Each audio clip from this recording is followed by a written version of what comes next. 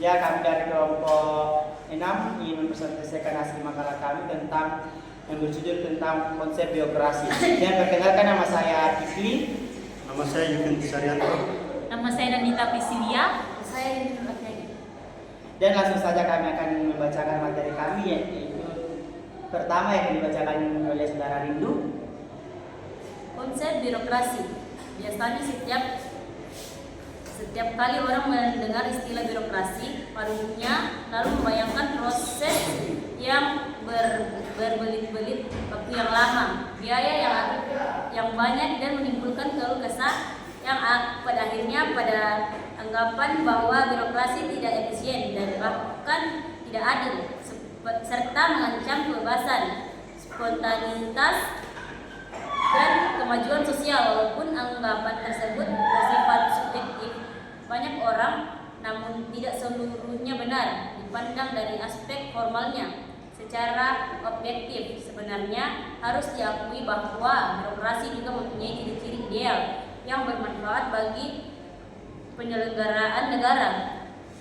Kalau dalam kenyataan praktek kerja, ciri-ciri ideal itu luntur dan berubah menjadi sesuatu yang buruk dan merugikan, berarti memerlukan modifikasi serta perubahan dan pengembangan. Karakteristik birokrasi. A. Tipe ideal birokrasi Max Weber.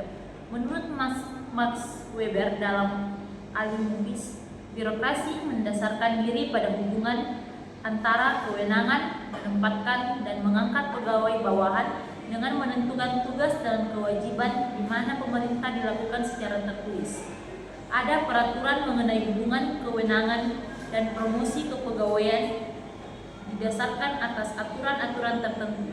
Menurut Weber, birokrasi merupakan suatu bentuk organisasi yang ditandai oleh hierarki, spesialisasi peranan, dan tingkat kompetensi yang tinggi ditunjukkan oleh para pejabat yang terlatih untuk mengisi peran-peran tersebut.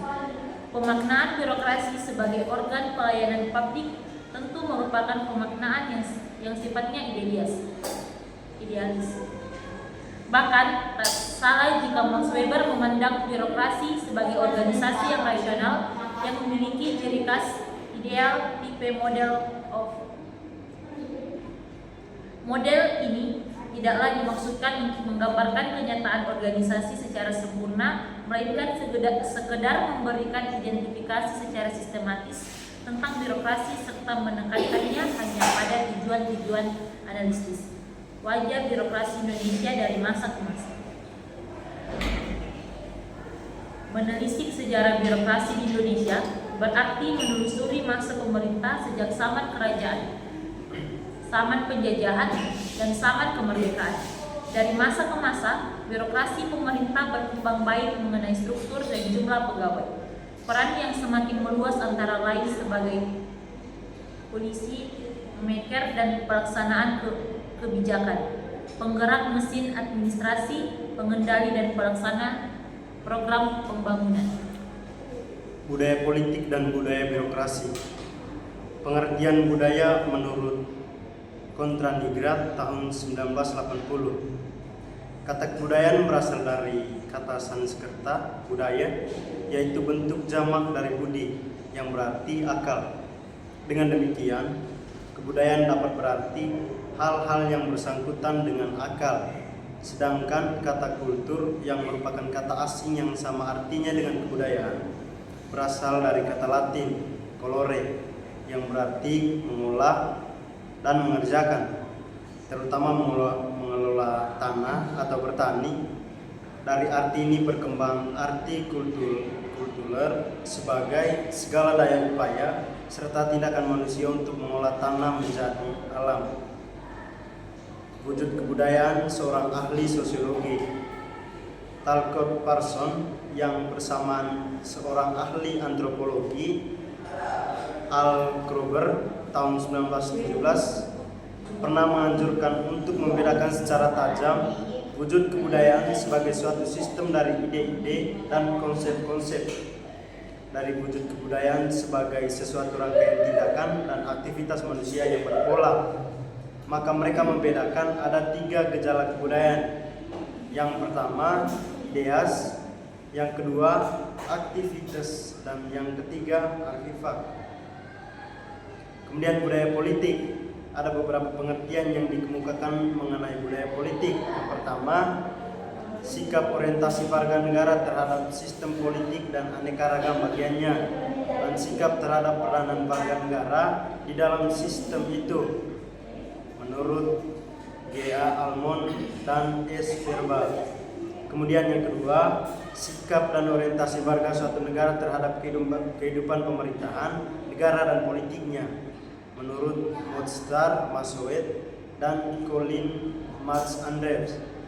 Kemudian yang ketiga, suatu konsep yang terdiri dari sikap, keyakinan, nilai-nilai dan keterampilan yang sedang berlaku bagi seluruh anggota masyarakat, termasuk pola-pola kecenderungan khusus serta pola kebiasaan yang terdapat pada kelompok-kelompok dalam masyarakat.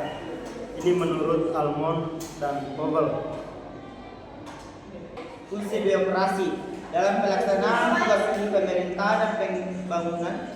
Fungsi pemerintah dalam melayani, mengatur dan memberdayakan masyarakat. Fungsi-fungsi tersebut adalah: 1. Mengatur dan meliputi perumusan kebijakan umum, perumusan kebijakan pelaksana, serta kebijakan teknis sesuai dengan kebijakan umum. 2. Pelayanan dan perizinan yang terbagi menjadi 3, yaitu 1. Pelayanan publik atau public service. 2. Penyelenggaraan fasilitas publik atau public facility. 3. Penyelenggara fasilitas publik atau pengembangan ekonomi dan usaha daerah.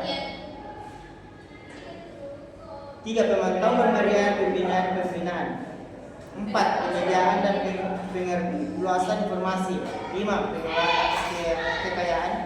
Memiliki negara yang digunakan untuk kepentingan umum dan untuk melaksanakan tugas pokok yang terjadi dan untuk tanggung jawabnya. 6. Pengembangan sumber daya manusia sesuai bidang tugas pokoknya. Karena peran pemerintah negara dalam sistem ekonomi, politik, dan pemerintahan yang demokratis dan konstitusional pada dasarnya adalah melakukan pengolahan kebijakan dan pelayanan publik secara primer yang terarah pada penciptaan iklim yang kondisi bagi pengembangan peran dan partisipasi aktif masyarakat, berlangsung pemberian pelayanan yang berkualitas, efisien, dan efektif, serta pada peningkatan produksi ketahanan dan daya saing nasional, bertujuan kesejahteraan sosial ekonomi masyarakat bangsa di seluruh wilayah negara secara berkeadilan. Itulah hasil presentasi kami. Jika ada kata-kata salah, mohon dimaafkan. Kami akhiri dengan kata Assalamualaikum warahmatullahi wabarakatuh.